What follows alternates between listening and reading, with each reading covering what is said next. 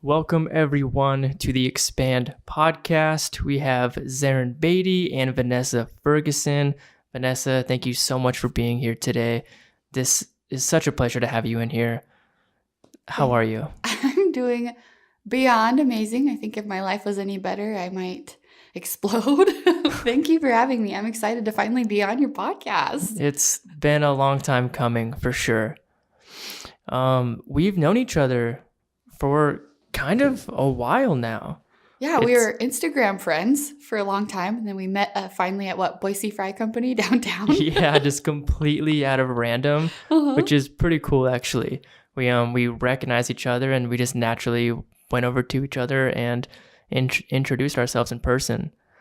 But I've seen you around town for the past few years, all over the place, whether it's the intro for Stillwater or what other marketing aspect that you've been into, help promote, help kind of bring our community together. And what kind of got you into doing that? So naturally, I've always been a connector and a networker. Like as a kid or a high school student, I had a lot of house parties and it was quite the array of individuals. I really find pleasure and joy in connecting with people, all different types of people. I love to be stimulated, mentally and emotionally. So if someone seems interesting to me, I want to know them. I want to talk to them. I want to experience what they do and who they are.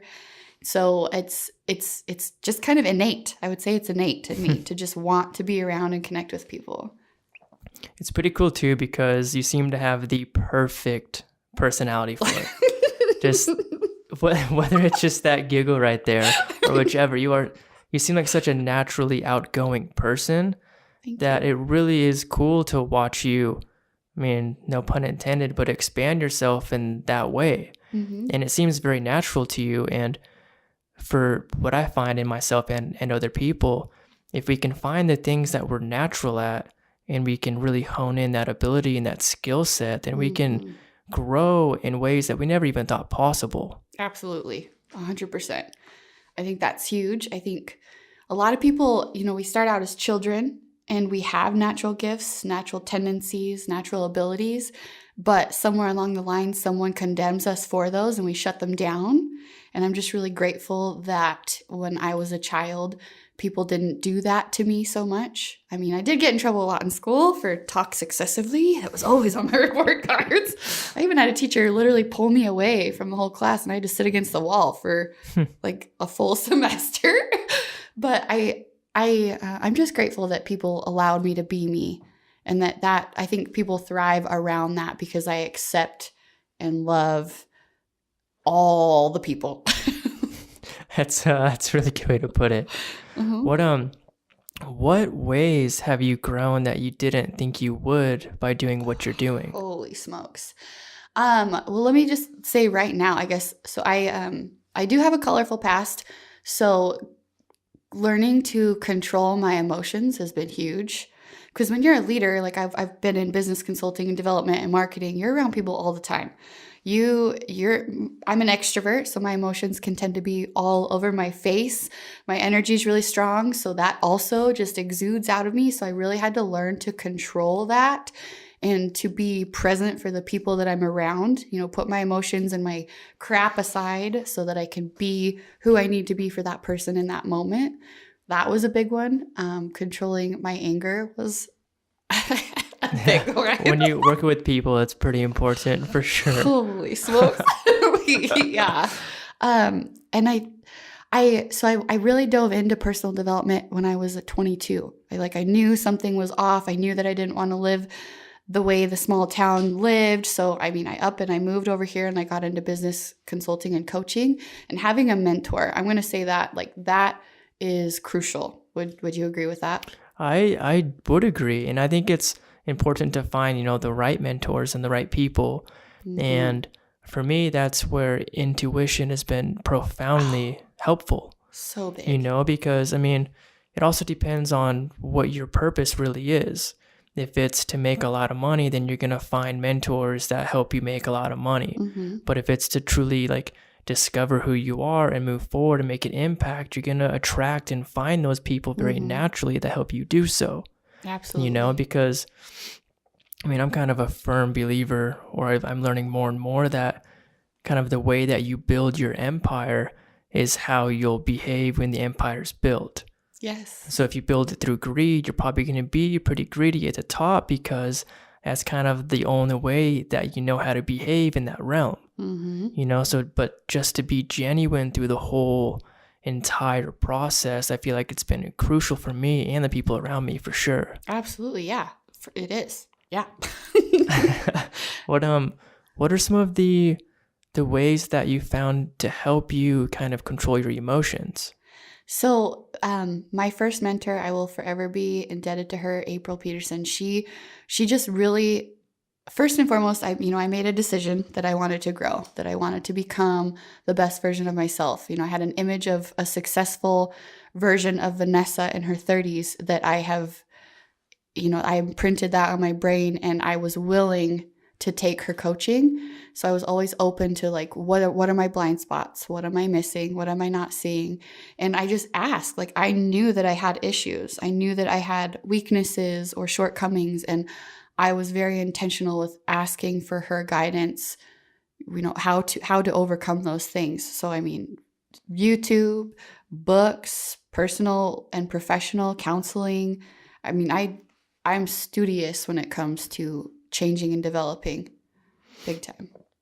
That's so important to approach even that part of living humbly, and to know that there's more to learn and that we can always improve. And it's an interesting topic because when people think about becoming better, that doesn't mean that you were horrible in the first place. No. The best in the world have coaches. The best in the world have a community to kind of grow themselves with and in, and help build each other up. Kind of what we were talking about right before we started this episode would be, there's a world inside of you that I can never access without your help, and vice versa. Absolutely. So if we can come together and build a genuine discussion and actually offer some of the gems inside of each other to one another, and we can come together and build a new ground of meaning and discovery for us both to learn from. Absolutely. And so to have you in here in your own background, and for you to be honest and humble and genuine, even the first 8 minutes, it's pretty spectacular. Thank you.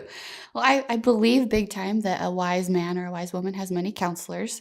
I also believe, I have an interesting belief pattern, I think, but we are a collective, but we kind of get broken up into these individual bodies. But we all, so we all can exude our strengths and our gifts and our talents and our intellect, our wisdom differently. And so we were made, though, to connect. We were made to be together. And so your gifts and talents were made to interact and combine with my gifts and talents so that we can edify the rest of the body and the collective, if that makes sense. Completely. It's very kind of a funny play on words. It's very holistic. Yes. And to kind of approach even being a person in a whole way, in a whole manner. I mean, it's hard to leave pieces behind. It's hard to judge other people when they're just a part of the process in their own way, and that they have their own lessons and their own perception and their own upbringings. And I think approaching, myself and yourself, it sounds like, in the way where we can continually learn, that you also understand that other people can continually learn as well. Yes. And it kind of brings your perception and your consciousness back down to more of like a grounded level. Not that we can't be more grounded, but there's a very different feeling in when you're super like high vibrations and you're super head heavy, and when you're kind of grounded in what you're seeing. Yeah, I believe that. What are some of your favorite things about doing what you're doing? Because you, Cersei, you're probably the most active. What would be the proper term? Marketer? What? Yeah, marketer, influencer. I don't know what really. I just want to be me. And you do it literally 24/7. Yeah. But the beauty in it is it never feels like it's something that you're being pushed to do. Like you're just doing it because it's kind of become a part of your life and who you are. And Absolutely. a good buddy of mine yesterday actually said that asking yourself the question, is this pushing me or pulling me? And things that are pulling us, we should actually be kind of moving more towards, but things that we are being pushed into, we might want to kind of take a step back and, recalibrate in a sense. Yeah. And it feels like you're getting pulled deeply into what you do, and it's really beautiful to watch. Thank you. Thank you. What are some of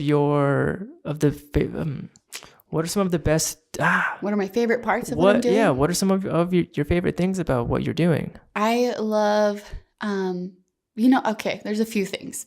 I love connecting and meeting new people. So collaborating with and making new friends all around the valley and lifting each other up and encouraging each other and supporting each other's businesses and our ventures and our growth. I love that so much. I love having lots of friends. And then I really love when people message me when they message me on social media and they are grateful for what I shared. Or they say, they tell me it speaks to them, or they learn so much, or, some people are like, oh my gosh, I'm crying right now. Like, I love being able to touch someone deep, because my life motto, I believe my purpose is to inspire people to become the best versions of themselves. And that's why I am so open and expressive with what I'm going through, because I want to be relatable and I want people to see like, oh, she's not perfect. Oh, she has a bad background. Right now she's dealing with crap, but she still keeps going. I want to inspire people to become the best versions of themselves. Don't give up, have a relentless pursuit of becoming your best. And I really don't think that it ever really happens in this lifetime, but what we learn and grow and develop here can be taken with us with wherever we go after this, if that makes sense. And then it has been fun with, the recognition. I'm just going to be honest. I'm an extrovert. I'm a DI. I like praise. I like edification. And so when I'm out in public now and people are like, Vanessa, I follow you. I love when people come up and meet me in real life like we did at Boise Fry. It's like, we know each other. Oh my gosh. And it's a genuine hug. We really feel like we're friends and we've connected. And I think that is my favorite part. And then on top of that, seeing what I can do, man, like learning the power of my will and watching this come to fruition is freaking amazing. It is so fun. That your second response seems to be a really common answer from a lot of people that continually grow in one way or another, or who are building something, because it gets to the point where it really doesn't become about the money or about anything like that. It becomes about pushing yourself and building something and bringing more people together and kind of enhancing the energy that you feel around what you do. And, more people kind of relating to that feeling are going to, make that vibration expand and grow and move and pick up momentum, essentially. So that's cool to hear that that's one of your top two. That's amazing. Yeah. And then your first response.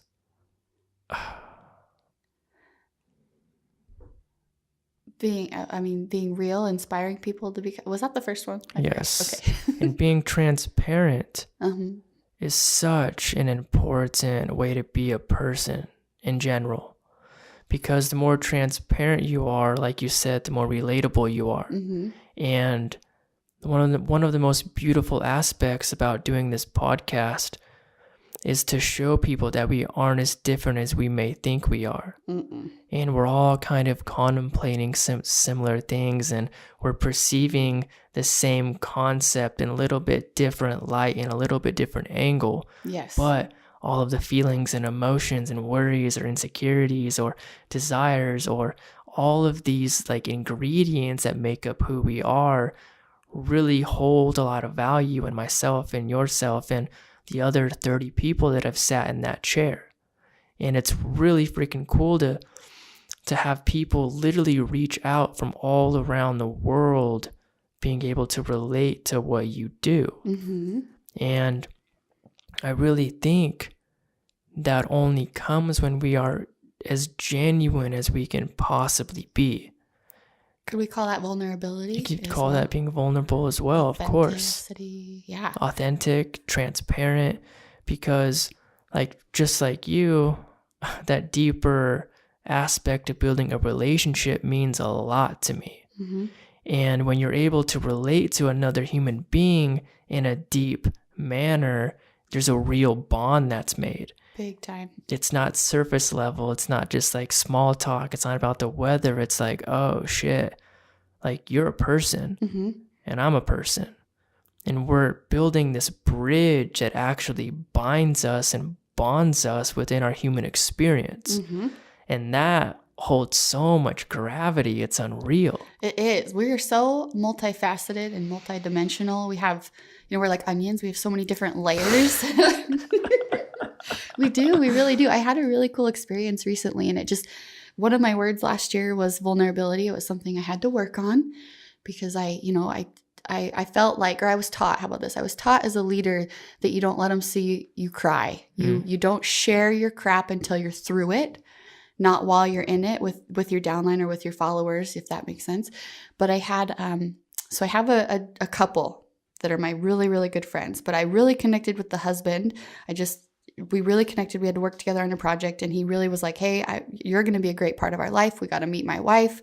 So they had me over for dinner, and me and the wife hung out for like 4 or 5 times, and we just really couldn't connect, right? But one day I was having some major stuff happen, and this was semi-recently, like a month or 2 ago, if that.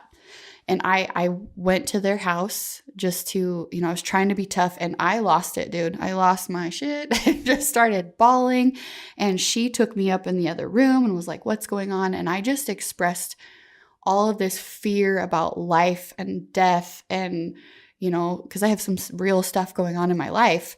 And I spent probably, I would say maybe 5 minutes just, this is all my problems and all the stuff I'm fearful about and all the things that give me massive anxiety. And she sat there, and when I was done, I was like, oh my gosh, I'm so sorry, like wiping my tears away. And she was looking at me, she was crying too. And she goes, Vanessa, everything you just said is exactly how I've felt. I'm in counseling for this stuff right now, but I haven't been able to express it to anybody. And we just hugged for it felt like forever. And we are so close now. Damn. Yeah.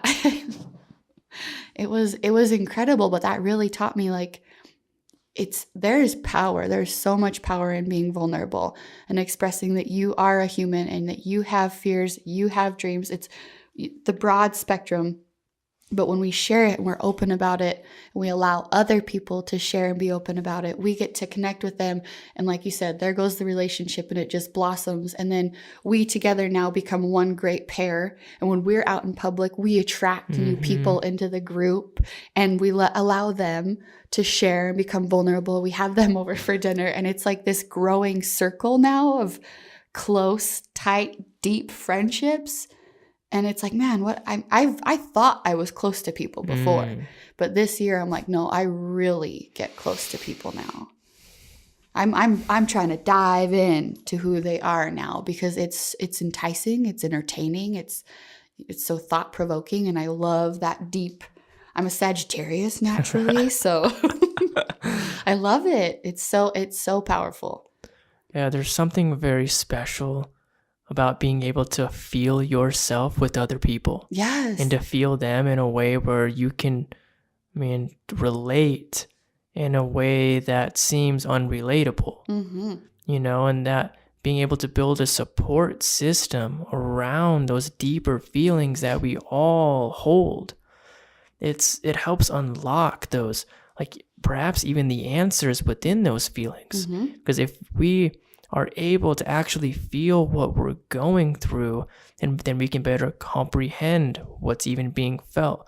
We can feel the right moves that can help us heal that part of ourselves. If we completely disacknowledge what's happening, we can be so disconnected from that sensation and do things that we hear or think might work, but actually don't correlate with the true sensation of your emotion. And I mean, there are many, many different ways to kind of gather a better understanding of those deeper feelings, but for me, meditation's been so huge. I need to get back on that. Just, I mean, it's amazing too. Like even you saying, you need to get back on it. We could literally have a meditative moment even during this podcast. And we're feeling certain things that are more engaging in a fluid, active meditation. So it's happening on a more subconscious level. Yeah. So we don't have to just sit down and be still for 15 minutes to actually be meditating.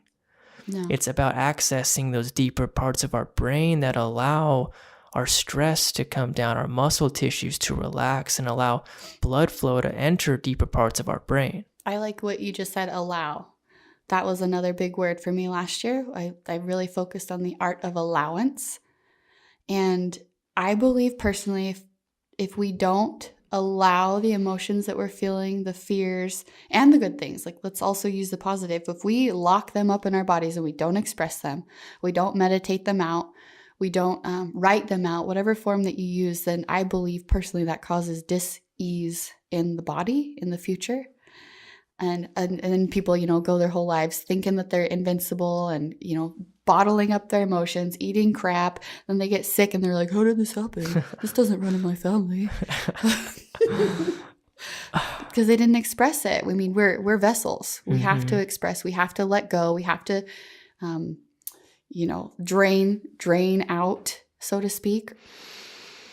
Something that really clicked for me this week is like proper cell division. Ooh, okay. So when we put ourselves, like our cells are going to do cell division, period, no matter what is what they do always. But if we help them divide in a way that's actually beneficial under proper healthy stress, then our adaptation's actually getting healthier and healthier, healthier and healthier. Okay. Our immune system's getting stronger. Our nervous system is getting stronger. But if we don't heal those parts of our body that are holding those deeper emotions, the cell division is going to adapt more in that realm.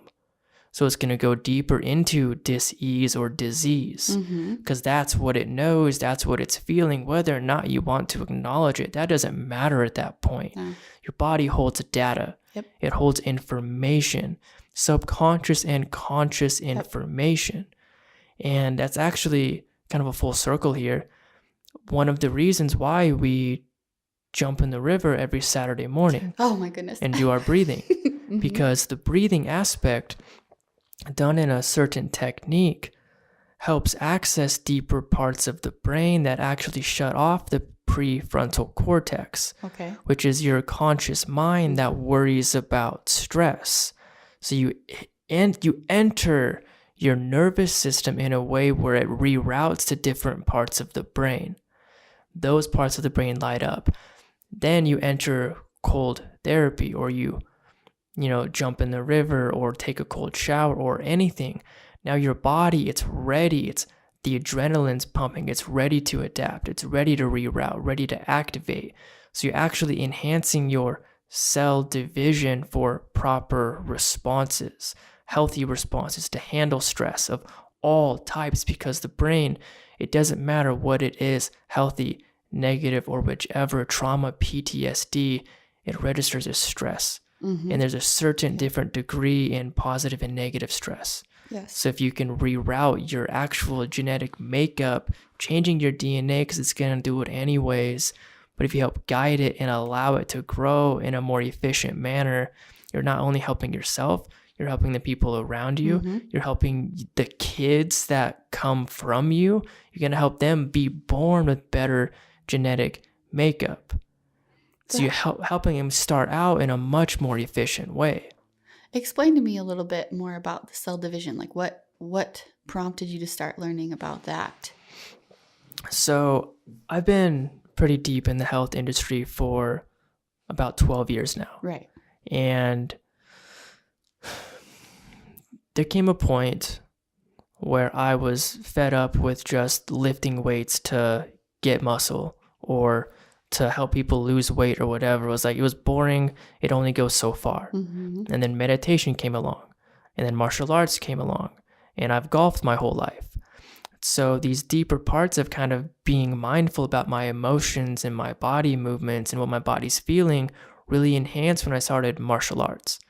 Because when we're sparring or anything, if we are angry or if we're full of anxiety, that will transfer in how our body moves. Yeah. And you can relate to this because, you work out at Element and you do things like that. Yeah, So when you're tight and you're actually angry, your motion patterns aren't going to be fluid.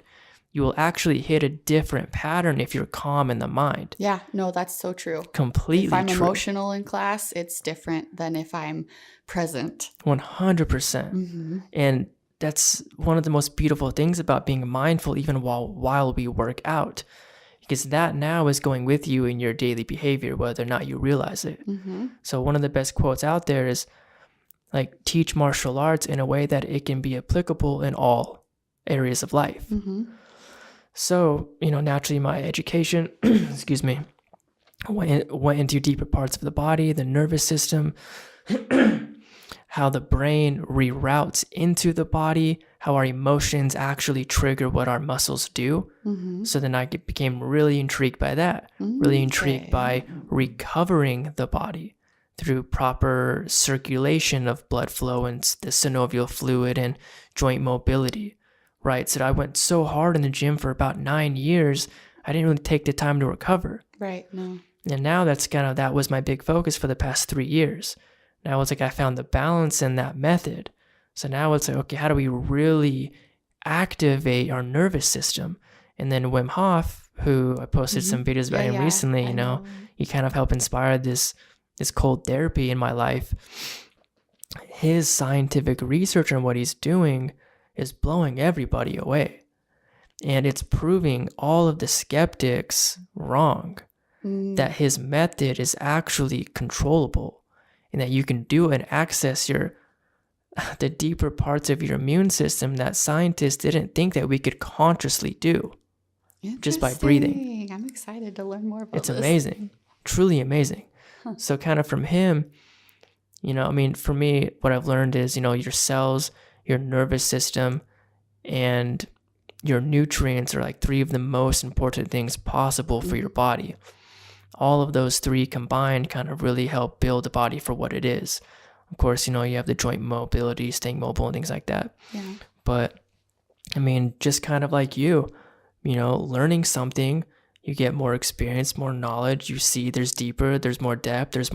And then finally you can build this platform of comprehension and actually kind of like become an expert in something, and then like your perception around one concept is so solidified. Not that it can't grow and become stronger, but you're able to put the pieces of the puzzle together in a way it's like, oh, that makes a whole lot of sense. And then you can dig deeper in this concept. Then you can dig deeper in this concept. And from there, it's the endless cycle of learning and being a student, but it was a pretty long answer for that question. It's powerful to be a lifelong student, a lifelong learner. Like it boggles my mind that people get like, I can't even comprehend the concept of having a closed mind. I really can't. It's like painful. It's stagnant. It's I don't know. It's just so much. I feel like so much pressure. Yeah, I couldn't figure out the word. Right? I'm like, you do feel pressure because it's like we want to grow and expand naturally. That's what our being is. And when you don't allow yourself to, it's just pressure. That's a good analogy for that. It's interesting too of how counterintuitive getting out of that pressure might be for some people. Because really, it's not about becoming smaller so you don't feel the pressure. It's actually about expanding more so the pressure just becomes a part of your aura in a sense. Yeah. Like your ability. Expanding your light, in light there is no darkness, right? I would say darkness can feel heavy. It can feel pressure. That's super true. So can the light though. It can be overwhelming. Yeah. It can be. Sometimes you need sunglasses. Sometimes it's too hot. Sometimes it's too bright. There is a definite, I think there's a process to growing and expanding our light. And it's as long as you're continuing to grow and educate yourself and you're putting intentionality behind that, I think you grow at the right pace and you won't overwhelm yourself.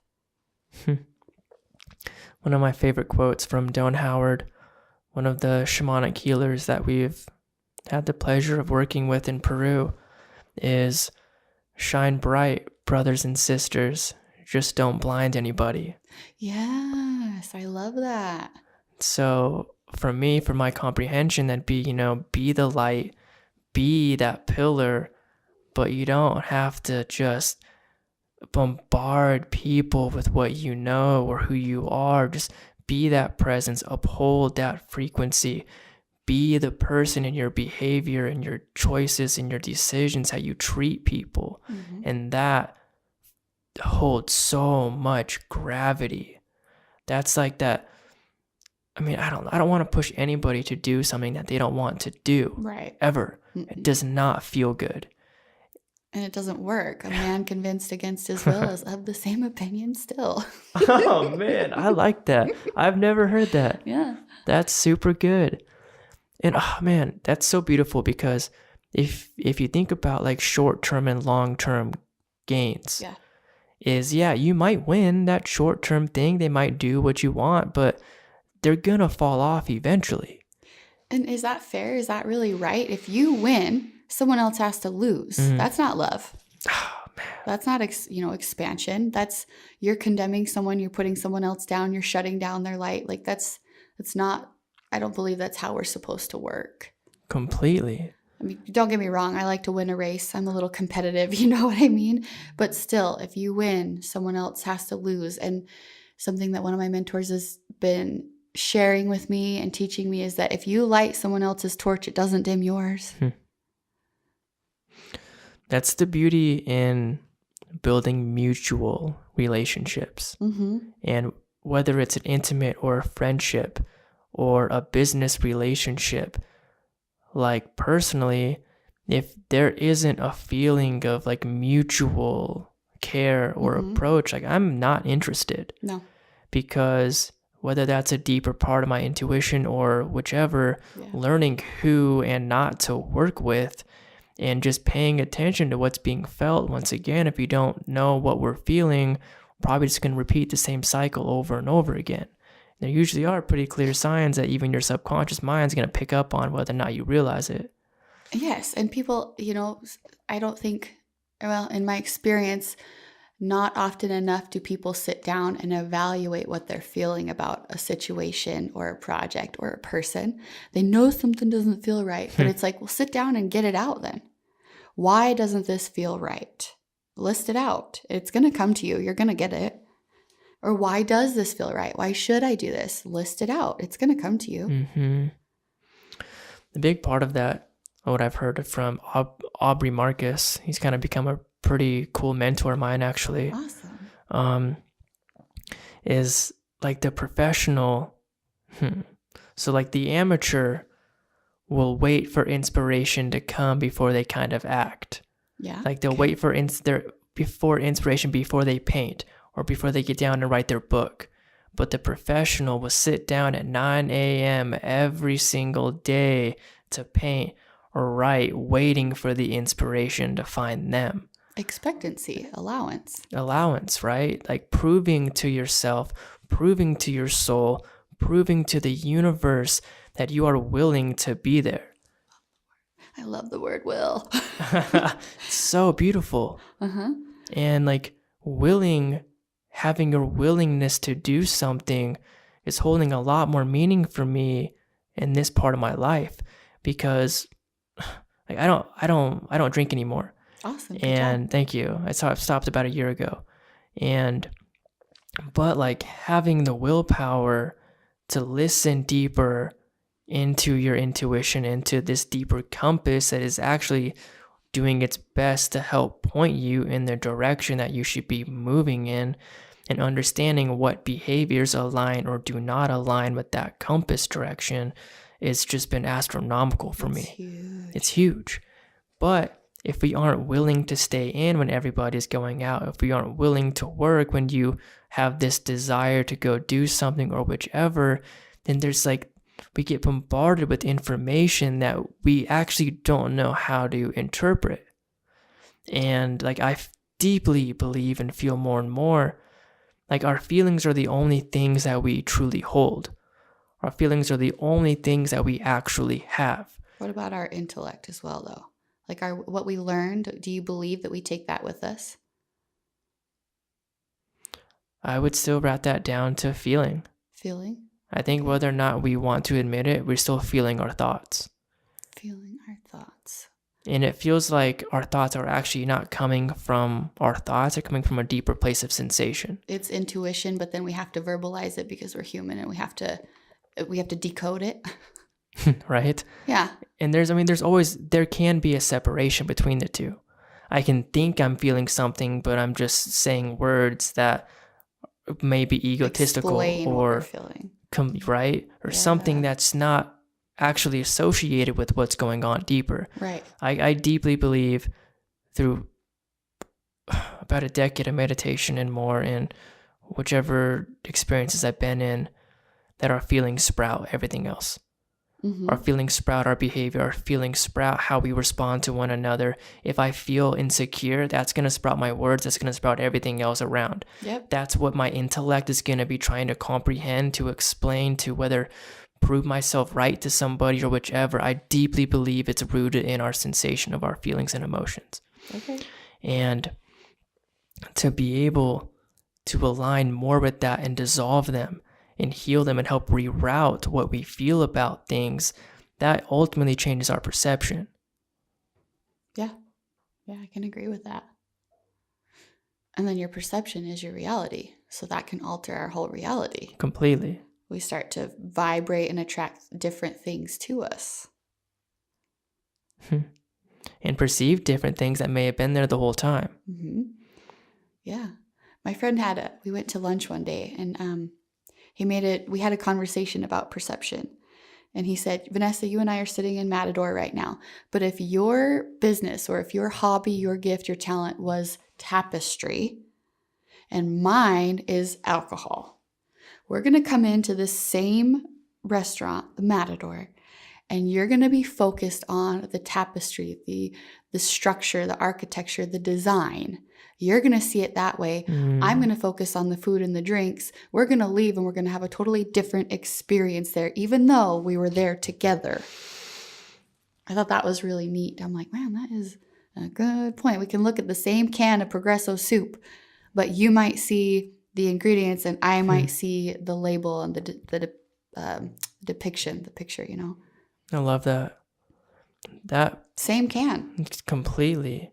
And that's probably where the beauty in being vulnerable helps other people learn something. Yes. Because now I can learn from your perspective. Yes. And I can like, oh, damn, I didn't even realize that like that was happening in this can of soup or this meal at Matador. Yeah. It's like, huh. And then you can inspire more pondering and better questions for people to ask themselves. And so on and so forth. You know, it's kind of like a trickling effect or ripple effect for sure. Can I take something back to the alcohol? Yeah. Is that okay? Yeah, of course. I'm also not a very big drinker. It's just not something that makes me feel good. And you know, if you look on a lot of menus at restaurants, they call them spirits. They call the beverages spirits. And in my experience with that, so I'm so proud that you don't drink. I'm working toward, I drink like maybe 2 drinks a month, if that, but you feel differently once you do, right? I think that in my experience, I feel vibrant, I feel high, I feel intuitive. I have a drink or 2 or 3. 3 is like the note, like you can't, for me, I shouldn't go there. I immediately drop, my vibration drops. My mind starts kind of trickling down a rabbit hole. My negative emotions come up and I just kind of, I believe we live in a spiritual world as well. And when we dim our own vibrant, sober spirit or convolute it, we allow the negative or darker things to come in and affect us. I am so stoked that you don't drink. That's so neat and inspiring. It's really inspiring because everybody does it. And I don't think that people really tune in to their feelings once they start drinking and realize, oh, I really don't feel good. Oh, I made some bad decisions, and they just chuck it off and throw it off like, oh, well, whatever, I'm going to do it again next weekend. It's kind of sad because I think that dulls our spirit, and we're here as spiritual beings in a physical body. And, you can't expand when you're continually dulling or weakening your inner self, your spirit. I agree completely. It's kind of a backtrack. Yeah, thank you for bringing that back up. Pegging my mind. Well, it came out very fluid, so it means it was meaningful to you in a very natural sense. And to even go back to being transparent and vulnerable, me even sharing more about that part of my journey, I'm realizing there's a lot more people around me that don't drink than I knew. And they're like, oh yeah, I stopped a while ago. Or, oh yeah, I've been thinking about it. And then like there's that conversation. It's like, well, man, like I can explain, the first 6 months I felt an unbelievable change in my energy. It's much. Astronomical. So much. Like there's no going back for me anymore. And to even feel even deeper that I had to go through that part of my life to learn what not to do is helping me understand what I should be doing, what I need to be doing, even on a spiritual sense. It doesn't feel like it's providing a purpose for me anymore. Not that it didn't during a certain time of my life. I met a lot of beautiful people, had a lot of good experiences, pros and cons always. It's just not serving the path that I like to be walking on anymore. Exactly. I think that when it comes to like influencing, if we're taking it back to, things that I've learned in marketing and influencing, I don't influence well when I'm under the influence. Oh man. I just don't. You don't influence well when you're under the influence. And there's a professional saying that we're taught in my coaching academy that was, you don't party where you practice. And if my aim is to inspire and impact as many people as possible, I shouldn't probably be partying anywhere, because everywhere I go, I'm practicing. You said it yourself that I'm always all over and I'm always sharing what I'm doing. So that's I can't party where I'm practicing, which is everywhere. It's really beautiful when people are able to align more with their purpose in just being a human being, no matter what that is. And for you to be doing that all the time, like, it's not even like you're on the clock. It's just like you are you in the areas of Boise that you're being you. And I don't know. I mean, I guess it's cool that you're understanding or feeling more that it may not be right for you to be doing anymore. Yeah, I don't. If I'm drinking, typically my friends actually make me mocktails. So like they'll drink up at the house or whatever, and they make me my special mocktails, and it's adorable. I love it because I think honestly, a big part of it was just the habit of it. It's just the habit of having something in your hand when everyone else does, taking a sip or whatever. Something that that I've been learning or going through, I think right now, is bringing it back to the power of will. I think of the will as like our magic wands. If you think about that, like your will is really your magic wand to do good or to do negative. That's kind of my thing that I'm going through right now. That's pretty cool. I wanted to, when you said like I'm out and I'm just being me, that's what I wanted last year. I believe in God, so I was praying. I'm like, I want the opportunity to just make a living and an impact being me. I just want to be who I really am, God. I don't want to have to hide it. I don't want to fake it. I want to be who I am. And that's just what I want to do with this life. I don't want to per se have to have a career, or a specific box that I have to stay in. I just want to be. And I think that we came here, one of the first, commandments we were given was go and be fruitful. People misinterpret that. They think that means go and have children. No, let's translate it down. It was translated to, I think, Hebrew was productive. Translated to original Aramaic was manifest. Go and manifest. We're always manifesting and evolving. Love it. Manifest with your will, though. Like, I think that's so important. Decide your intentions, what you really, really want. And when they're in alignment with your heart, it is as good as done. So fruitful. Oh, that's a really cool way to look at that. I was born and raised LDS, if we're going to be honest. And I think that LDS and Catholic religions think that fruitful means go out and freaking have 7 kids. That's amazing too. If you think about interpreting something or your perception around something, how that changes your behavior, what you think, what you do, what you believe in, everything. So if we can broaden our perception and incorporate and implement more pieces of information, then we can gather a better comprehension of what we're even doing. Being able to, so our nervous system, like our range of motion, it only goes as far as our nervous system feels comfortable going in. True. It's kind of like our belief pattern too, because that's actually our brain wiring through our body. Ooh, so if we strengthen our range of motion in a safe, strong manner, our brain's actually expanding where it can perceive. My brain is understanding where my hands are right now as they're stretched out to my side.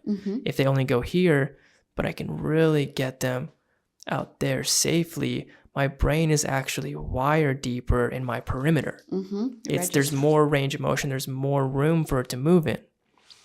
Yes. It's amazing. I freaking love deep it. You are. Just love it. I love it all. It's just, thank you, by the way. Yeah. But it just, like, depth means so much to me in the sense where it just goes and goes and goes. It's eternal. It doesn't It's eternal. end. I believe we're eternal life force beings. It really doesn't end. Ever. It's beautiful. But to bring this back real quick, to being fruitful, if you think about being transparent and sharing the fruits of your labor, that can be lessons. That can be, the deeper recognitions that you've gained through sitting with your emotions. That's labor. If you really think about it, it's work. It can be effortless work in some aspects, but effortless effort is still a thing. Motionless motion is still a thing. That triggered me really quickly. I had a serious relationship. It was like a year or whatever ago. And I was so intentional that year. I was like, I'm going to figure out my inner self so that my external self can manifest, because I believe growth is internal and then it becomes external. And he gave me such a hard time for always reading, always listening to YouTubes, always journaling. And he would tell me, like, he was so mean and condemning. You're so lazy. You need to actually work. You need to get out and physically work. You need to go out there and make money. And I'm like, dude, first off, I make money. Second off, you don't want me to work. So that's really confusing anyways. You want me to be a stay-at-home stepmom. And third, I'm growing me, who I am on the inside, so that I can become the woman that I want to become. If I'm just constantly going out and digging trenches physically, how am I internally growing? Give me a freaking break, man. That's so deep. It's so beautiful. Really, I personally believe that's the most important work 100%. You can do is your internal life. Well, if you think about it in the sense of nature, it's like you're providing your soil with nutrients. Yes. Nutrients for your roots to grab from and pull from and dig deep, so that the tree is actually stable when it begins to grow. Yes. Right? Yes. I wanted spiritual roots. That's a perfect way to put that. Yes, I wanted those. I desired those. My intuition told me I needed those. So because I put that work in a year ago, 2 years ago, look at my life now, dude. My life has freaking transformed in 1 year. Not even a year, 9 months. I put intentional effort in for probably 2 years. Bible study, personal development, personality tree stuff, disc test stuff, health stuff that went with my body. I have injured myself. I have kidney issues sometimes. I was like, no, I am figuring who I am out on the inside, because that matters the most to me right now. It was just intuitive. I had to do it. And I'm so grateful that I did that, because my life freaking rocks now. It's freaking rocks. I mean, that's probably where our intuition holds much more knowledge than we even give it credit sometimes. We know. We are infinitely intelligent. There's just There's a method to unlocking that. All the greats did that. If you think about it, Jesus, Buddha, Gandhi, they took the time to work on their internal selves. They went out, Jim Carrey, right? He's hashtag woke now. So modern. Right. Hashtag stay woke. So he was interviewed and they asked, what did you do? Like, what did you do? You have changed dramatically. And you know what he said? He's like, I did what all of the greatest men and women in history did. I went with myself into nature alone with God, and I found out who I was. And essentially that's what I was doing. I was alone with myself, with my intuition, with my infinite intelligence, with my God, with my spirit, whatever you want to call it. That's what I did. And it has completely revolutionized my life. Completely. Yeah. It feels like no matter what you're connecting with in a spiritual aspect, that intuition may be the bridge of communication that you're able to receive the messages that you need. Mm-hmm. Yes. And then you pay attention to it and you're like, oh, you pick up on the people around you that align or don't align. You pick up with the behavior in you that aligns or doesn't align. And I love that you said how important your internal self is to your external self, because I deeply feel that our internal and external environments are one and the same. 100%. They're just blended in a way that they may seem separate from one another. But if you just deeply ponder that, our internal and external environments are one in the same. Who we are internally affects how we respond externally. How we respond externally influences how someone else internally feels in that moment. They are so deeply blended, it's unfathomable. Mm-hmm. And I feel like the words we choose or the expressions that we use are external expressions of our internal self. So whether it's conscious or subconscious, it's like this spewing of evidence of how we deeply feel inside. What's true? Completely. What is true? Dang. That was 52 beautiful minutes. Was that really? Holy smokes. That's amazing. I have a few more questions because we have just a few more minutes. Yeah. One, what are you up to currently? I know you're gathering some people. Is it every Thursday morning? So I own a marketing and consulting company called The Ideal, inspiring people to become the best versions of themselves. So we do monthly workshops on abundance principles and application. So, we got to break down and find out what the personality type is, what the values are, and then what the true desires are. And we help build and manifest a system for that individual person to become their best self, whether it's personally or professionally, relationally, financially, physically. That's my goal. I believe that those areas of your life are so important. So we have, I actually have a retreat coming up next week, the half day Thursday, full day Friday, and it's going to be an intensive. We're going to be out in Hidden Springs at this place called the Orangery, and it is an intensive study couple of days. We're really going to dive in and break away the false perception of what people are. And I mean, these are professionals. These are people that own businesses, make great money, and then there's the opposite. It's just, if you're resolute in wanting to change and grow and develop and become the best version of yourself, this is for you 100%. So that's what we do on the consulting and coaching side of things. And then I also have a portion of it, VP of marketing. So we do multimedia marketing, videography, photography, signs, wraps, websites, all the stuff that we need to do for companies. But that's kind of like the well, hey, let us do your marketing. And then it's like, well, where is the rest of your business at? What else is going on in there? Oh, we've got some problems. Well, here, you know what? We might have a system for that as well. So my goal is really to be kind of a go-to company for professional and personal development. That's what I'm doing with The Ideal. It sounds like an extremely full, encompassing operation Absolutely, it is. and company. Mm-hmm. And I've recently liked the word company over business. Yeah.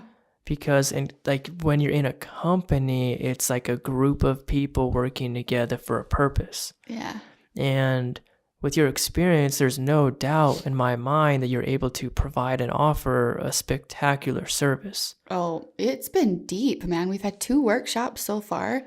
And I mean, I'm talking tears. I'm talking people have quit and left their jobs.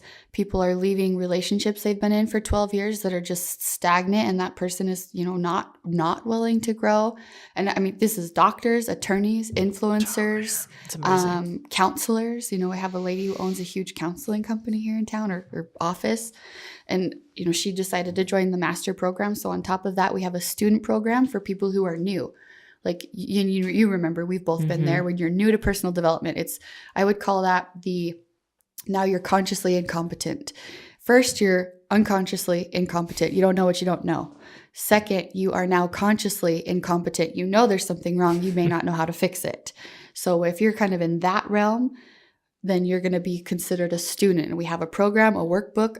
It's a year membership, 12 rotations of principles that we change all the time, or, as the person goes. And then we want to get you to a place where you are now consciously competent. You're working on it. You're in the route of, and the goal is to get you to the 4th step of the learning pattern, which is unconsciously competent, where it just becomes who you are. That would be the student. And then we have the master's group, which is someone who's a seasoned business owner, a seasoned leader, a seasoned influencer, seasoned in sales. They know, but they've hit a block, they've hit a pinnacle, they kind of hit their plateau, so to speak. But they know that there's more, and maybe just what they did before, what they studied, is now not working. So we got to level it up and help them grow and expand beyond that, their self there. So there's the student and master group. And then on top of that, we have a guru section, which is a 12-week intensive business and personal life restructure. Like, we're breaking it all down and basically helping them start from scratch again. On a deeper level, though. So the ideal has a 3-part system. It's the systems of abundance, the serenity of abundance, and the source of abundance.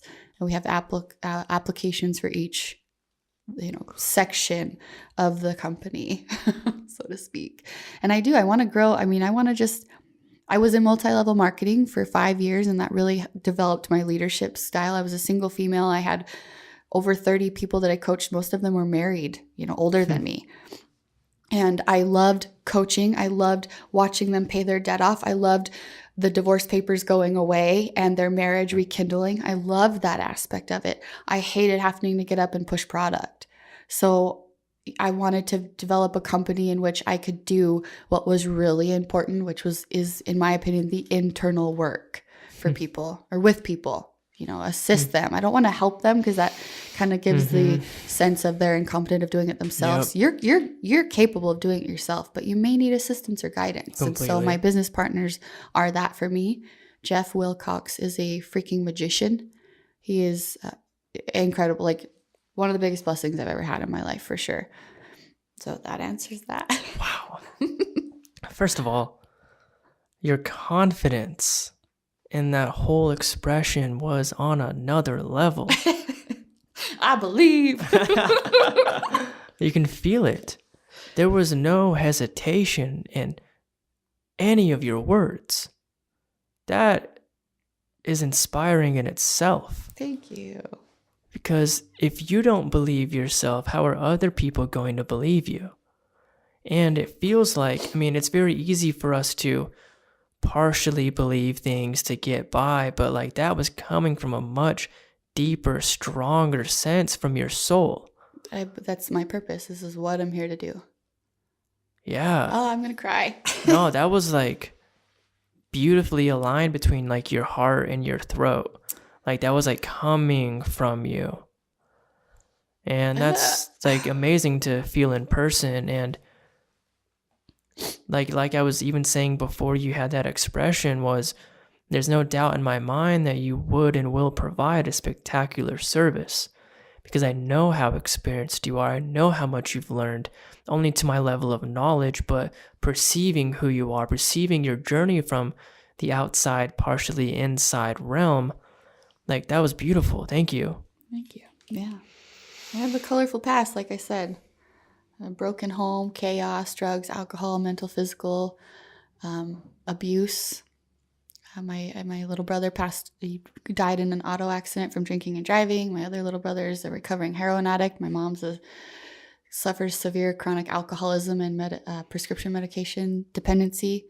And I just, I used to really condemn myself because I thought I was my mother and my brother's keeper for my whole life. And because they weren't well, I thought I wasn't good enough. But I'm learning that lesson right now, that people's will is their choice. I am not God. And if I come in and I take over, or I try to control and lead and force them in a direction, I'm taking away their free agency and I'm getting in the way of their lesson. So I want to work with people who are resolute and on that path already. And I just want to walk with them side by side. I don't want to pull them. I don't want to push them. I just want to walk with them, You are a beautiful human being. Thank you. Thank you so much for being here. Thank you so much for having me. That was over an hour. I know we could have talked for much longer. And another time, I'd be honored to have you back in here, go a little bit deeper into what you're truly doing, and hear about your workshops and hear about these results, and really kind of help show people the deeper parts of who you are and the people around you. And I met April. Oh my gosh, love her. Beautiful human being. And I met a few of the people around you, and that just shows who you are as a person, to be able to attract, these kinds of people. And you fully have our support and my support personally. And if there's any way that I or we can help, I'd be more than happy to. As we go, we're in development right now. We just got our office in Eagle, and we're building an event center out in Hidden Springs. We're going to have a media room, similar. I don't know if we'll do podcasts, but I'm going to be doing YouTube content and tutorials, obviously, for the memberships and stuff like that. And I would love to have you also be a part of that. So we have time. We have nothing but time, really. I think nothing to rush. Yeah, nothing to rush. It's going to happen, but I knew we met for a reason. It's a divine connection. I don't think anything is just chance. So you'll be adding just as much value to my team, my squad in the future. I know that for sure. And vice versa. I can feel that as well. Thank you, Vanessa. Thank you so much for having me, Zarin. You're very welcome. A stud. You're wonderful. I appreciate you. Thank you. This was a beautiful episode. Thanks for listening, you guys. Yeah. Until next time. See you later.